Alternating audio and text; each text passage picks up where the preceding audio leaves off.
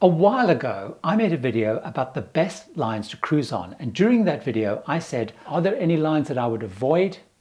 Yes, but that's a topic for another day and another video. Well, that day has come. Now just a warning, you might freak out because I may include your favorite cruise line as one to avoid, but that's less important because you're going to discover in here that the key goal is to help you avoid lines that really won't work for you.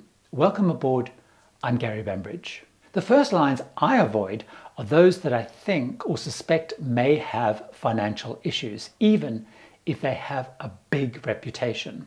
Now, as the pandemic was ending and I was planning my future cruises, I crossed one key line off my wish list, and that was Crystal Cruises. Now, why did I do that? Because at the time there was chatter about how slow they were during the pandemic to issue refunds. They were slow to respond to queries, and there were warning signs everywhere. It gave me a flashback to a cruise that I'd booked with One Ocean Expeditions in 2019. Similar things were happening. People were cancelling, they weren't getting refunds, responses were slow. Lo and behold, they had bankruptcy problems. Now with Crystal Cruises, many people lost thousands of dollars when Genting Hong Kong went bust, and Crystal Dream and Star Cruise Lines all went under. If you have any doubts, avoid the cruise line. It's better to be safe than sorry. Of course, financial issues are not just about cruise lines going bust. It's also about the cutbacks and the onboard experience. Already, of course, that is an issue with many cruise lines because post-pandemic, they're in lots of debt and there are things right across the board that they are tightening up on, cutting back on. So when I'm planning into next year and the year beyond, I focus on lines that are held by the big cruise corporations. Although they're also in lots of debt, they're incredibly well funded and they're already carrying up to 80% of passengers, so they are big monoliths. So that includes, for example, Carnival Corporation with brands such as Carnival, Princess, Holland America, Cunard and Seabourn. Other major cruise groups that I look at are Royal Caribbean with Celebrity and Silversea, Norwegian Cruise Line, who own Oceania Cruises, Regent Seven Seas. Then, of course, there's also the MSC Cruises Group. I tend to avoid independent lines unless I'm planning really short term. One big tip I've got is I personally track and watch sites like the crew run crewcenter.com and their Facebook group because the crew are often the very first to spot issues. For example, they're not being paid on time, recruitment's down, or simply the way that they're being treated. The second set of cruise lines I avoid is any line that I fear or suspect may change ownership, especially if the rumor is they're being taken over by a non-cruise operator. I learned this initially with Voyages to Antiquity. I came back from an amazing cruise to Iceland on their ship Aegean Odyssey. It was an old but very characterful ship. It was owned by an elderly billionaire. They started cancelling because of engine issues and other problems, and they quietly disappeared and eventually reappeared as Road Scholar. Now more recently, Azamara was sold by Royal Caribbean to Sycamore Partners, and I made the mistake of going on the line too soon after return to service and before it had properly bedded in. It just wasn't working in the way that Azamara was before. I should have waited until it had really bedded in. There are, for example, rumors about Seabourn being sold by Carnival to a Saudi Arabian cruise company. Now, of course, I'm not sure how true those rumors are, but I have therefore only planned shorter term with them just to be on the safer side. On the other hand, I've booked Port Gauguin for next year. They were taken over by Ponant, but Ponant is an existing cruise operator and the cruise line is already well bedded into the Ponant operation. But I personally wouldn't book Crystal under their new owners Abercrombie & Kent because it's going to be a completely different line when it comes back. New management, new crew, and I just don't know how quickly and easily that's going to settle down. The third area of cruise lines I avoid are those that I've grown apart from. Over time, our tastes change. My very first ship was P&O Aurora, and because it was my first ship, I stuck with P&O Cruises after that. I booked a Mediterranean cruise. It was fine. Then I tried Cunard and I realized what I was missing.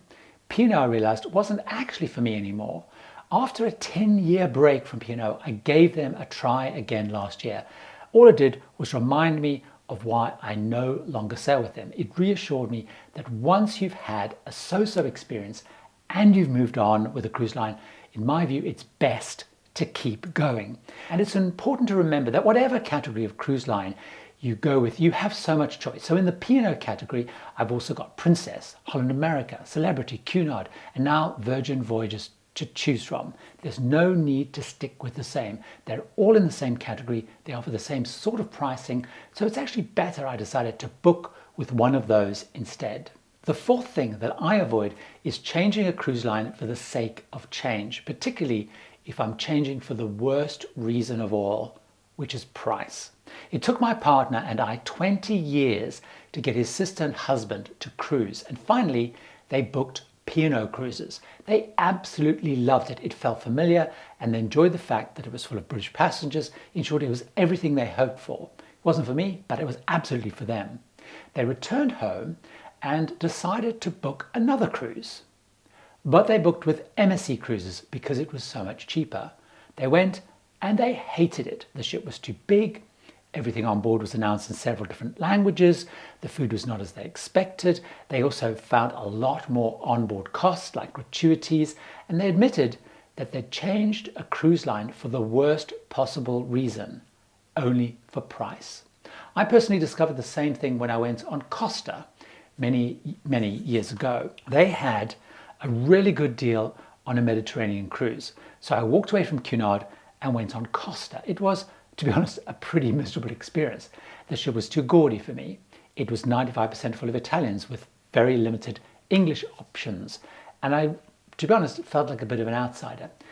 I looked enviously at Holland America, Princess and Celebrity, who were also in port, and realized I'd moved for the wrong reason, price. The fifth line that I avoid is any line that's just not for me. Now that might sound really obvious, but it is important to not get this one wrong. First of all, for example, I avoid going on Carnival.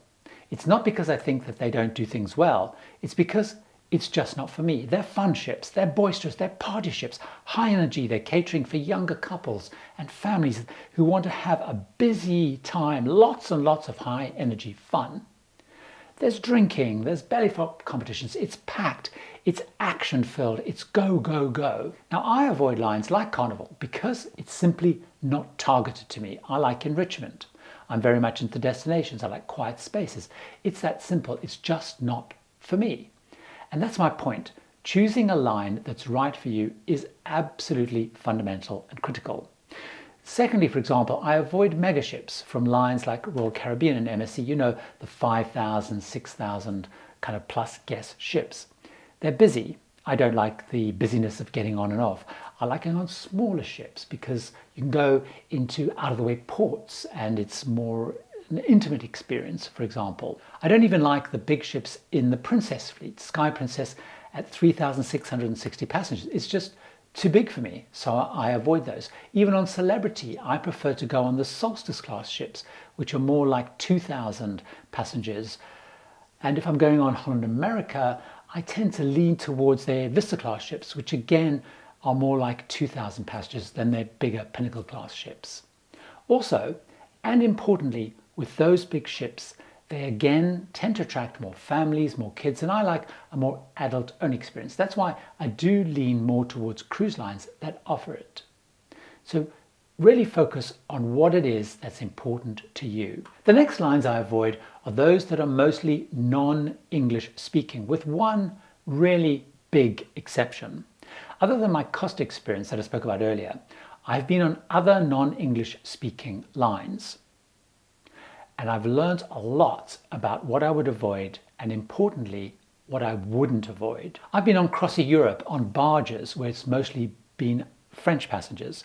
I've been on Hapag-Lloyd Europa 2 where the passengers are mostly German. I've been on Ponant to Antarctica, which is mostly French, and I've learned an enormous amount from all those trips.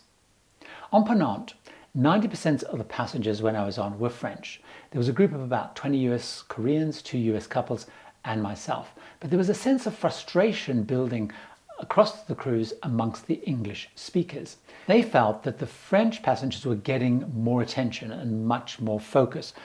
Perhaps not surprisingly, because the crew were all French, as were the bulk of the passengers. Food, they saw, also as an issue. It was too French. Now, it is, after all, a French line.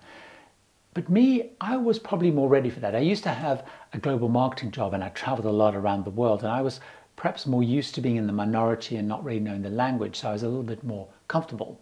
But you absolutely need to be ready. Avoid any line, in my view, that's non-English speaking unless you're 100% ready for the differences.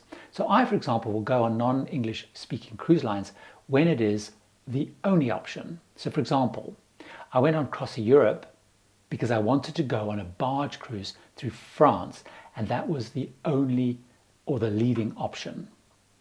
However, I wouldn't go on a Crossy Europe river cruise again, which I've done, because there are many good English speaking options which are just going to be so much easier. But I have booked to go on German speaking Hapag-Lloyd next year to Greenland and the Canadian Arctic, because it is the only itinerary that covers the places that I really want to go to.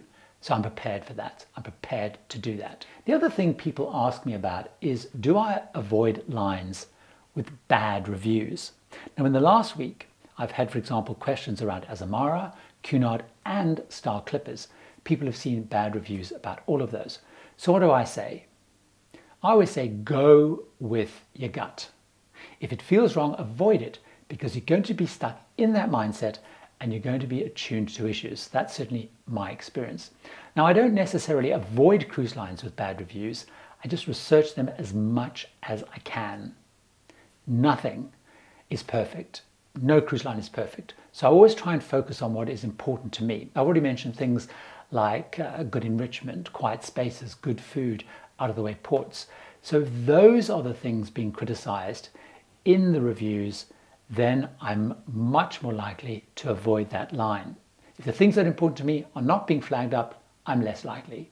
If all of this is interesting and I've got you thinking about what lines you should go on, why don't you take a look at this video where I talk about the lines that I think are doing things well right now, starting with the one that may surprise you in the resort mass ship area. See you over there.